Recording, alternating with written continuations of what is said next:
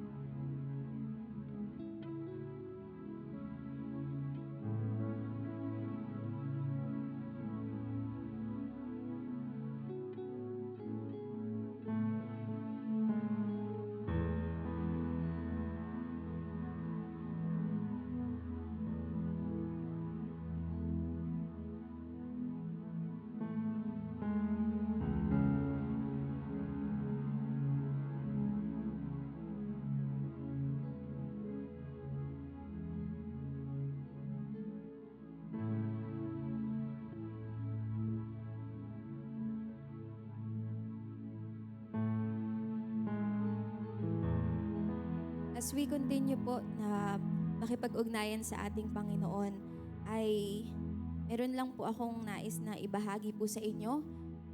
Let's dive into the word of the Lord. Ito po ay makikita sa Psalm chapter 20 verses 6 to 7.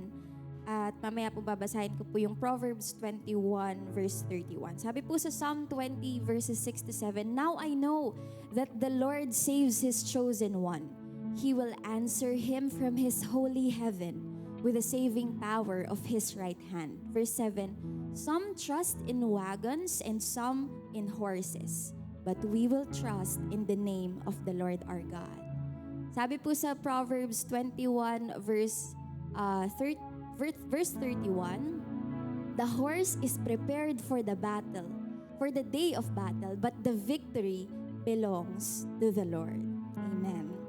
Sabi po dito na sa Psalm chapter 20 po, sabi po dun, some trust in wagons and some in horses, but we will trust in the name of the Lord our God. Pero sabi po sa Proverbs, the horse is prepared for the day of battle, but the victory belongs to the Lord. Kung titignan po natin ito sa surface level, ano po ba, Sister Iya? Sabi, wag magtiwala sa horses or sa chariots, pero we trust in the name of the Lord. Pero sabi po sa Proverbs, the horse is prepared for the day of battle. Ano ba talaga? Pero ngayon po, let's discuss or talk about prepared trust. Amen. Meron pong klase ng pagtitiwala na, di ba meron po tayo minsan na habit na, bahala na si Lord. Pero madalas po, no, ina-example po ng mga speaker natin, ng mga preacher natin, na, halimbawa po sa mga estudyante, paano ka nga naman ipapasa ni Lord sa exam, hindi ka nga nag-review. Diba? Bahala na si Lord, papasa ako, pero hindi ka nag-review. But this is what we call prepared trust, na magtitiwala ka sa Panginoon, but you also have to prepare. Amen? Kailangan mo ring paghandaan for the day of battle.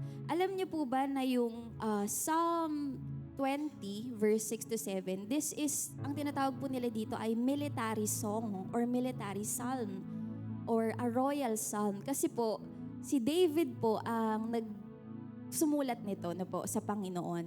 At bago po siya sumabak sa gera, ito po yung sinasabi niya, ito yung inaawit niya sa Panginoon. That's why it's called a military psalm. So, sabi nga ni David dito, some trust in wagons and some in horses, but we will trust in the name of the Lord our God. So, this is a military song. Now po, makikita po natin dito na si David, hindi lang siya nagpe-prepare spiritually, but he is also strategizing para sa battle. Kasi nga, sabi ng Panginoon, you also have to prepare the horses, no? Doon sa battle na yon. And mahalaga po na whenever we trust the Lord, hindi lang yung trust itself, but we also have to strategize, we also have to prepare. Iba po kasi iba po yung meron ka, nag-e-exist yung weapon mo, pero iba rin po yung nag-e-exist yung weapon mo at nagtitiwala ka na sa weapon mo at hindi sa Panginoon. Amen. At alam niyo po ba na isang beses lang po sinabi ng Lord sa buong Bible na sunugin nyo or patayin nyo yung mga horses at yung mga chariots. Makikita po yun sa Joshua 11 verse 6. Sabi po ng Panginoon doon, the Lord said to Joshua, do not be afraid of them, because by this time tomorrow I will hand all of them slain over to Israel. You are to hamstring their horses and burn their chariots. Sinabi po ito ng Panginoon kay Joshua. But in the case of David po, sabi po ng Lord, your horses exist, your chariots exist, pero wag kang magtitiwala doon. Amen? Hindi po sinabi ng Lord na sunugin mo rin Hindi po. But sabi ng Lord, you trust in me and not on your horses. And bakit nga po ba big deal ang horses at chariots? Because in the Old Testament, amen, ang atin pong significance, ang sinisimbolize po ng horses and chariots ay political power, political authority. Kapag marami ka pong horses, marami ka pong chariots, talagang powerful ka po. And in Deuteronomy 17:16, nasa Bible po yun, na ayaw ni Lord ng too much horses and chariots, amen, sa mga kings. Kasi nga po ang tendency, mas nagre-rely sila doon sa power. Sabi po in Deuteronomy, the king moreover must not acquire great numbers of horses for himself, or make the people return to Egypt to get more of them. For the Lord has told you, you are not to go back that way again. At gusto ko pong sabihin sa inyo, that trust is partnership with God. Hindi lang po yung bastang nagtitiwala, but you also have to do your part. Amen?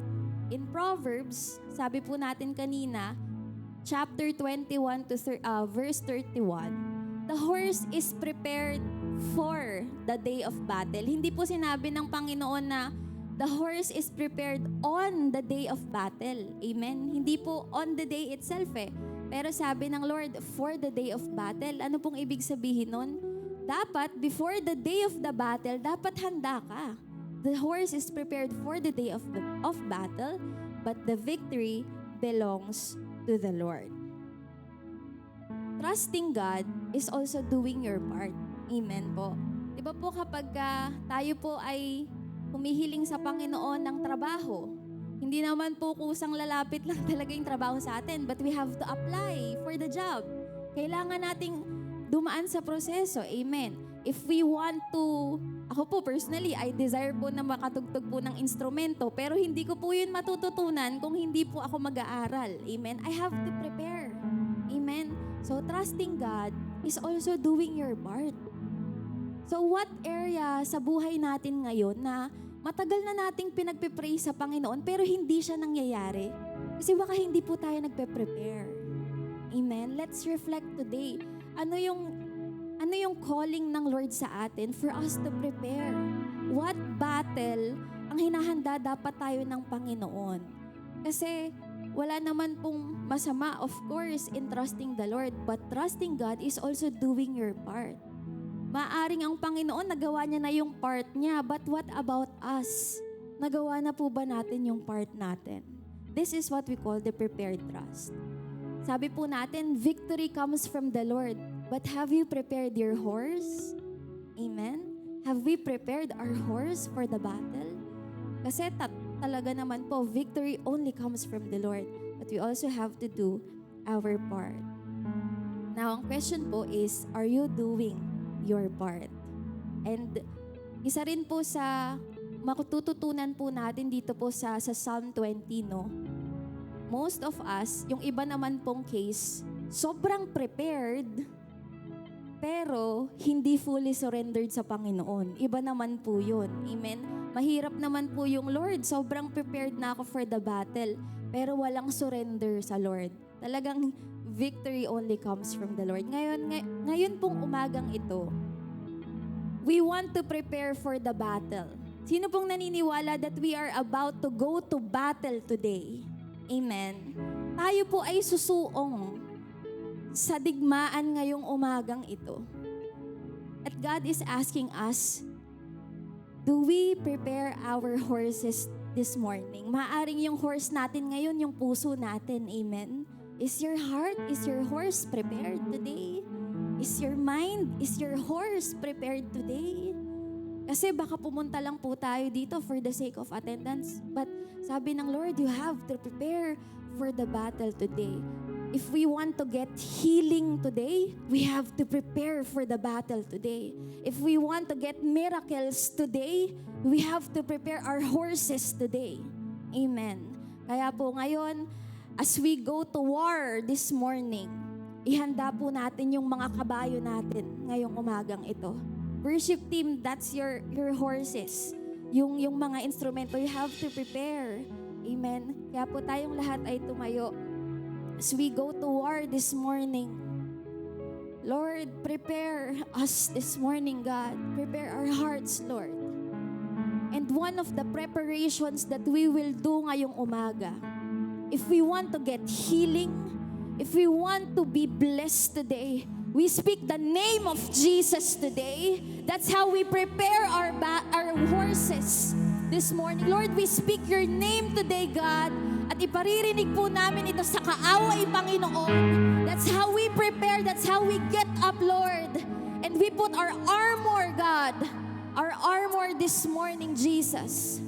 Lord, help us today as we fight, Lord God. Not in the flesh, but in the Spirit, Lord. Help us, Lord God, this morning. Panginoon, ano man po yung mga personal battles namin ngayong umagang ito, we believe, God, that you are with us. And we know that victory only comes from you, Lord Jesus. So be with us, Panginoon, as we prepare, Lord. Ihanda niyo po kami, Panginoong Jesus. Lord God, we are in the front line right now. Oh, hallelujah. Holy Spirit, prepare us, Lord. Prepare us this morning, God.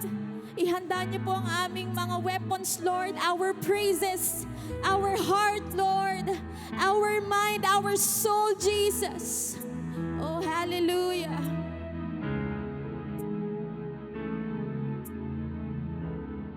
We speak the name of the Lord. We speak life this morning. We speak blessings. We speak healing. We speak peace. We speak joy. We speak love today. We speak forgiveness. We speak grace, God. Oh, hallelujah. Iparinig natin sa kaaway that we are prepared for the battle. Oh, hallelujah, Jesus.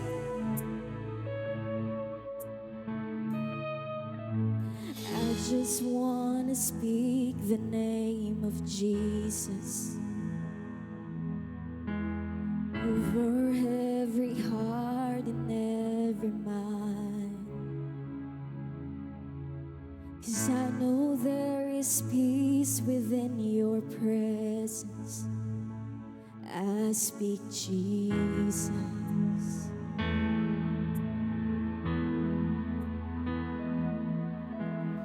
I just want to speak the name of Jesus till every dark addiction starts to break, declaring there is hope and there is freedom. I speak Jesus. Let's declare it, church. Your name is power. Your name is healing. Your name is life. Break every stronghold.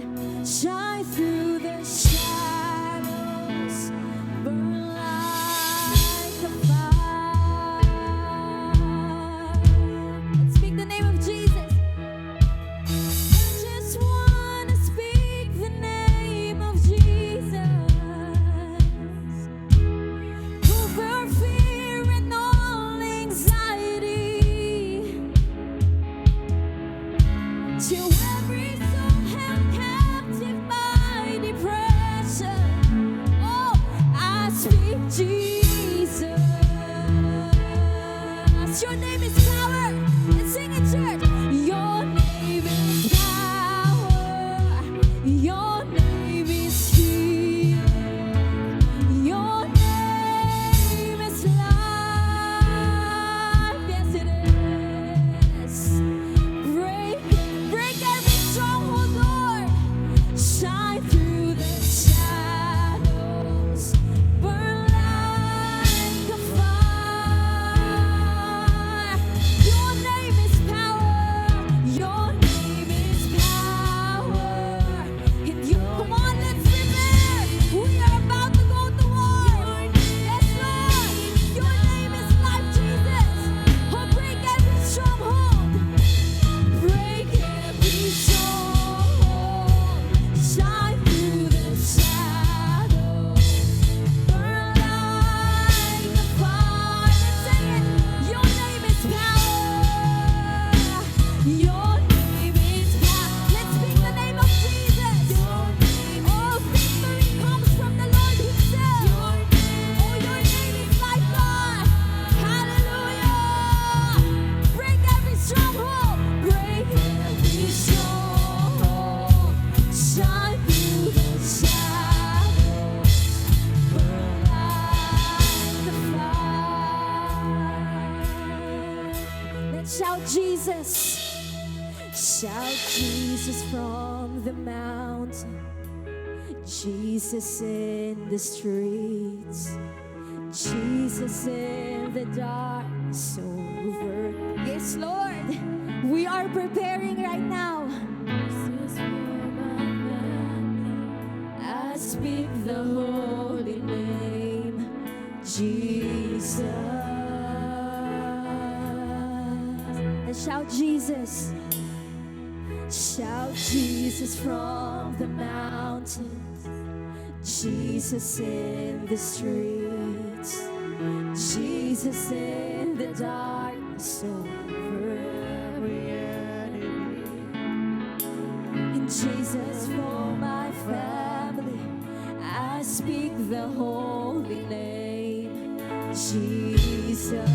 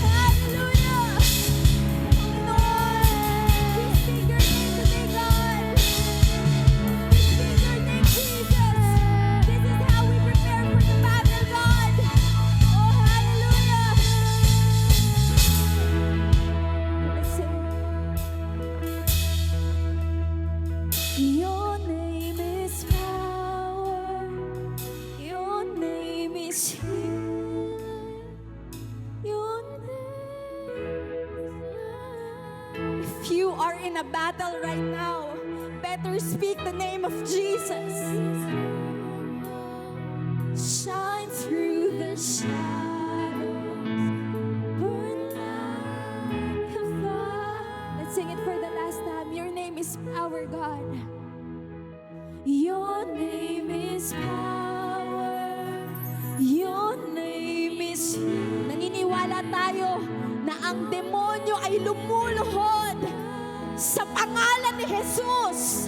Ang sakit ay lumuluhod sa pangalan ni Jesus. Ang depression ay lumuluhod sa pangalan ni Jesus. Ang kahirapan ay lumuluhod sa pangalan ni Jesus. Hallelujah! Kaya kung meron kang battle, sabihin mo yon and speak the name of Jesus. Because it bows down to the name of Jesus Christ right now. Oh Lord, anxiety, bow down to the name of Jesus.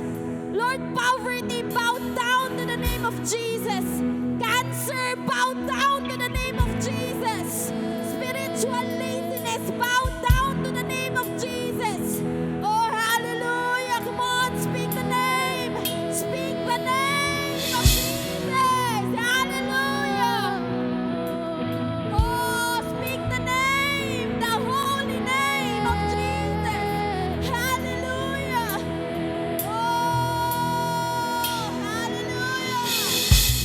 We bow down to your name, Jesus. Pride, bow down to the name of Jesus. Anger, bow down to the name of Jesus. Unforgiveness, bow down to the name of Jesus. Lord, we just speak your name, God, and the enemy flees, Lord God. Panginoon, naniniwala po kami, Lord God, that whenever we speak your name, the authority that you have given us, Lord God, it manifests, Panginoon. All we have to do is just believe and receive, Lord, your power, your authority, God, na meron na kami, Panginoong Jesus. We just have to activate it, church. Activate that power and authority na ibinigay na sa atin ng Panginoon. That's why, Lord, we exercise that power and authority right now, God. As we go to war, as we are in the war right now, Lord. This is our weapon. Our praise is our weapon, Lord. Your name is our banner, Lord Jesus. Na gaya ng mga Israelita, Panginoon, that whenever we go through the Red Sea, Lord God, we are praising, we are worshiping you, Lord. This is how we fight our battles, church. We bow down to the name of the Lord Himself. Kaya, Panginoon, naniniwala po kami, Lord God, that as we are in the midst of this spiritual war, Lord, your angels are with us, Panginoon. At sinasamahan kami ng inyong mga libo-libong anghel, O Diyos. Nakikipagtikma kami ngayon, Panginoon. Lumalaban, Lord God. Hallelujah. Panginoon, maraming salamat po sa umagang ito. Thank you, God, for helping us to prepare our horses this morning. Our hearts, Lord, our bodies, our tongues, Panginoon. Our minds, Lord God, thank you for helping us to prepare for the battle ngayong umagang ito. And Lord, right now, Panginoon, isinasama po namin, Lord, sa digmaang ito, Panginoon, ang aming mga panalangin sa inyo, Lord God. Sa amin pong pamilya, O Diyos, patuloy po namin silang iniluluhod sa inyo, O Diyos. Ang aming pong sambahayan, Lord God, ang aming mga nanay, tatay, ang aming mga anak, Panginoon, ang lahat po ng aming mga kamag-anak, O God, sinasama po namin sila, Panginoong Jesus, sa preparation, Lord God, for the battle, for the war, Lord Jesus. Because, Lord, we believe, Father, na ang inyo pong pangalan, O Jesus, ay kikilalanin din nila, Panginoong Jesus, na ikaw ang Diyos na tagapagligtas, ang Diyos, Panginoon, na buhay. Kaya, Lord God, we speak life, we speak blessings, Panginoon, sa bawat pamilya, O Diyos, namin, Lord, at nang kilala namin, Lord God, dalangin po namin, O God, that you restore, you reconcile every family, Lord God. You renew every family, Lord Jesus, with so much love and joy and patience and endurance sa bawat isa, Lord. There may be broken relationships right now, but you are the God of restoration. You are the God of peace, Lord God. Kaya naniniwala po kami, Panginoong Jesus, na ang relasyon ng mga magulang sa anak at anak sa magulang, Panginoon, ay aayusin ninyo, O Diyos, at hahayaan ninyo, Lord God, na mapapurihan kayo, Panginoong Jesus, sa bawat pamilya, Lord God. Lord, protect our families, Lord Jesus. Ano man, Panginoon, yung mga personal family battles namin, Lord God, inilalagay, Panginoon, inilalagak namin ito sa inyong paanan, O God. Hindi man po namin ito masambit, Lord, but you know our battles, Lord God, in our families. We pray, Lord, na pagharian po ninyo, Panginoon, ang puso ng bawat nanay, ng bawat tatay, Lord, to lead the family at ng mga anak, Lord God. Give us the heart of obedience as well, God, in honoring our parents, Lord, and help us, God, to love our family, Lord, just as much, Lord, we love the church, Panginoon. Lord, we are also praying sa pamilya na ipinagkatiwala niyo po sa amin through our ministries, Lord God. We believe, Lord, na you have entrusted us with the ministries, Lord, dahil sasamahan niyo po kami, Panginoon, sa bawat laban, Panginoon, ng ministeryo. Maaring may mga pagsubok, may mga hadlang minsan, Lord God. Pero tulungan niyo po kami na huwag tumingin doon, Panginoong Jesus. Patatagin niyo po, Lord, yung aming pananampalataya. Panginoon, help us to be encouraged all the time, Lord God. Because you are our reward, Jesus. Hindi ang dami, Panginoon, ang hinahawakan namin, but you are our reward, God. Kaya, Panginoon, lahat po ng pagpapagal, lahat ng sakripisyo, Panginoon, ay babaliwalain namin, Lord. Kasi sa inyo po kami nakatingin, Panginoong Jesus. Salamat po sa ginagamit ninyo, Lord God. Para po kami ay lumalim ng lumalim, Panginoon, sa pananampalataya namin sa inyo. At huwag niyong hayaan, Lord, na mahadlangan, Panginoon, ang anumang gawain, Lord, para po sa inyo, O Diyos. Dalangin po namin, Panginoon, ang lahat po ng ministries mula po sa women's department, sa men's department, Lord God, sa young adult department, sa youth department, sa seniors department, sa Sunday school department, Lord, sa worship team, Lord God, sa aming leadership, Panginoon. Patuloy nyo nga po kaming gamitin, Lord, mightily, maging kagamit-gamit kami sa katawan ni Kristo, Panginoong Jesus. Hindi dahil, Lord, kami ay talented or gifted, but we are rooted in Christ, Lord God. Kaya use us mightily, Lord. We are asking, God, for your wisdom to lead your people, to shepherd your people, Lord God, with love, with grace, Panginoon, with so much joy in serving you, God. Kaya, Lord, we are praying lahat po ng ginagamit ninyong gawain, Panginoon, mula po sa aming prayer meeting every Thursday, Lord God, sa PVEP, Panginoon, sa lahat po ng fellowships, Lord God, at sa lahat-lahat, Panginoon, ng idinidisenyo niyo po upang mas mapalago at mapalawak, Panginoon, ang inyong kaharian dito sa lupa, Lord Jesus. Kaya, Panginoon, dalangin din po namin, O God, ang amin pong bansa, patuloy niyo nga pong i-protektahan, Lord God, ang aming bayang Pilipinas. Dalangin po namin, O Diyos, that your healing touch be upon our nation, Lord. Mula po sa Luzon, Visayas at Mindanao, Panginoon, lahat po ng probinsya, lahat po ng city, Lord God, ay hayaan niyo po na ang gospel, Lord, ang mabuting balita, Panginoon, ay mahayag, O God, mula po, Panginoon, sa inyong mga anak. Dito po, Lord God, sa lupa nang sa ganon, Panginoon, ay patuloy ka pong mapapurihan at makilala. Hindi Diyos na nakikita ng mata, kundi Diyos na nakikita ng Espiritu. Diyos na naririnig ng Espiritu, Panginoong Jesus. Lord God, hayaan nyo nga po na mahayag ang inyong salita, Panginoon. Baguhin ang puso ng bawat Pilipino. Lord, we break every curse, Lord God, of idolatry in this nation. We break every curse, Lord God, of pride, of poverty, Panginoon, of violence, of sin, Lord God, of adultery, of murder, Panginoon, of corruption, Lord God. Inaalis po namin ito, Lord God, by the authority and power of the name of Jesus Christ. Lord, we are also praying para po sa aming mundo, Panginoon, sa sanlibutan, Lord God, for peace and order, Lord. Lord, we are praying na ang inyo pong mapagpala at makapangyarihang kamay, O Diyos, ay laging sumaamin, Lord God, sa bawat leader ng nation, Lord, bawat leader ng bansa na itinatayo ninyo. Bigyan nyo nga po ang bawat isa, Lord, including the government of the Philippines, to have that fear of the Lord God, to serve you, Panginoon, with so much fear and reverence, Lord, sa inyo. Lord, taniman nyo nga po, Panginoon, ng pusong marunong sumunod, Lord God. Ang bawat leader, hindi lang sa Pilipinas, kundi sa buong mundo. Naniniwala po kami, Panginoon, na lahat po, Lord God, ay posible. Lahat po ay posible, Panginoon. Kaya niyo pong gawin niyon.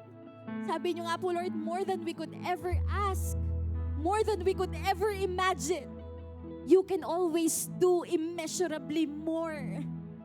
Kaya, Lord God, huwag niyo pong hayaan na malimitahan kami ng kaya lang naming isipin o kaya lang namin i-imagine. You are God. You are God. And we cannot comprehend, Lord, kung anong kaya niyo pong gawin para po sa buong mundo. Panginoon, dalangin po namin, O Diyos, ang amin pong mga leader dito po sa Windows of Blessing in Christ International Ministries. Naniniwala kami, Lord, na ang aming iglesia ay patuloy niyong pinatatatag, Panginoon, by faith, Lord God. May mga pagliliglig minsan, O Diyos. May mga paggambala ng kaaway. Pero, Panginoon, for decades, Lord, pinatunayan niyo na po sa aming lahat kung gaano kayo katapat na Diyos at kabuting Diyos sa bawat isa. Kaya, Panginoon, itong battle that we are facing, Lord God, as a congregation, as a church, kasama po ng mga kapatid namin sa Los Angeles, Lord, sa Cavite, Panginoon, at sa Pangasinan. Lord, help us to prepare always for every war na ihahatid niyo po kami, Panginoon. Because there's no growth if there is no war. Kaya, Panginoon, naniniwala kami at tinitingnan namin itong mga battles na ito as part of our growing process in our faith in you, Jesus. Naniniwala kami, Panginoon, na ang bawat enemy na ginagamit, Lord God, ang bawat atake ng kaaway, it's for your greater glory itself, God. You will get all the glory out of every battle and out of every war, Lord. Kaya, Panginoon, patatagin niyo po ang aming mga puso. Huwag niyo pong hayaan, Lord, na matangay kami, Panginoon, ng kung anong nakikita lang namin o naririnig namin, O God. Help us to run the race with faith, God, until the end of the race, Lord. So we believe, God, na you help us to prepare our weapons, our horses, God, as a church. Unite us, Lord, with your Spirit. Align our hearts with your Spirit. And rebuke us, Panginoon, kung meron po kayong nakikitang karumihan sa aming mga puso. Nagpapalinis po kami, O Diyos. At pinakikinggan ng inyong salita, O God.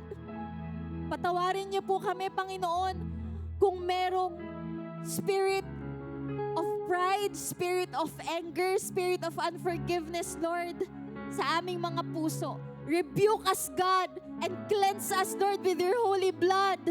Sapagkat, Panginoon, hindi po kami perfect, but you are a perfect God. Help us to be holy, for you are a holy God. Kaya, Panginoon, samahan niyo po kami sa bawat lakbayin ng aming pananampalataya. We pray for our Bishop Lisa Reyes, Panginoon. Continue to strengthen her in spirit, Lord God, and in her her physical body, Panginoon. Allow her, God, to receive more visions, to receive anointing from you, God, fresh anointing mula po sa inyo. Lagi niyo po siyang ingatan, Panginoon. At ang lahat po ng mga kapatid namin sa LA, O Diyos. We believe, Lord, na ang amin pong mga kapatid doon, Lord God, ay patuloy sa paglilingkod sa inyo, Panginoon. Let there be joy in service. Let there be peace in service for you, God. Gayon din, Panginoon, sa aming mga leader dito po sa Windows of Blessing Mandaluyong, si Pastora Wilma, Lord, Pastora Lita, Pastora Sol, Pastora Luz, Pastora Venus, Pastora Cherry, Pastor Francis, Pastor Arnold, Pastor Pink, Pastor Val, Lord God, Pastor Pahe, Panginoon, Pastor Ado, at lahat po ng elders namin, Elder Mirna, Elder Marisa, Elder Nida, Elder Evelyn, Elder Marifel, Lord God, lahat ng workers, Panginoon, na ginagamit ninyo, who are serving you faithfully, God, and joyfully, Panginoon, at lahat din po, Panginoon, ng ginagamit nyo even outside this church, Lord. Continue to bless them and keep them. May your face shine upon them, God. Strengthen them, Lord. Bilang mga pastol namin, Panginoon, dito po sa lupa, Lord God, as they shepherd your people, Lord, give them wisdom, eternal wisdom that comes from you, God. Your grace and mercies also be upon them, Lord. Let there be healing, God, in their hearts as well.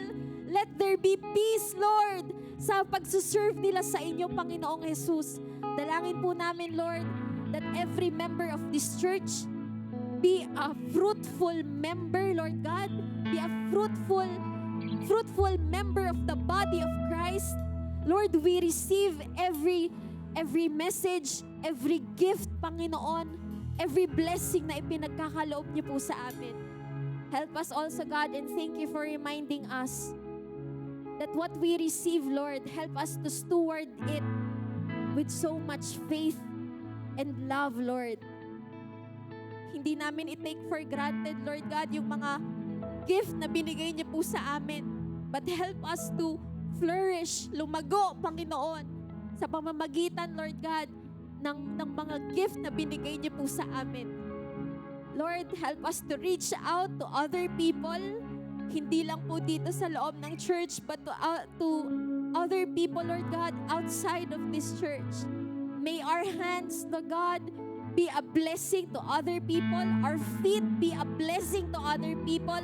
Our lips be a blessing to other people.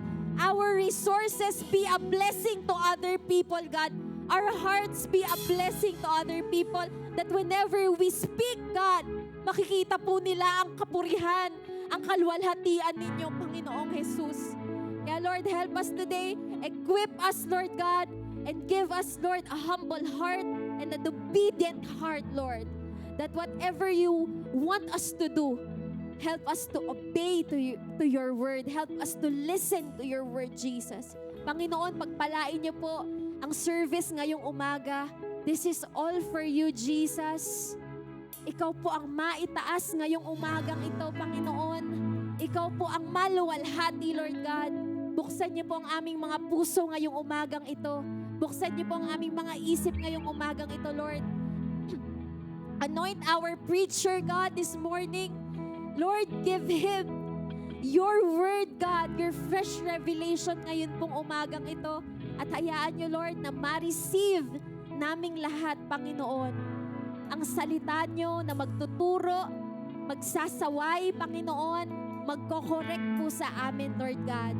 Help us, God, this morning. Anoint our worship leader as well, God. Ang amin pong lahat ng preparation, your worship team, Lord. Anoint every instrumentalist, Lord. At lahat po ng itatayo ninyo sa pulpitong ito ngayong umagang ito. Maraming salamat. Palakpakan po natin ang Panginoon. We speak the name of Jesus this morning, God. We are about to go to war this morning. And Lord, thank you for preparing our horses, our hearts this day. This is our prayer. In the name of the Father, and of the Son, and of the Holy Spirit. And everybody said, Amen, amen, and amen.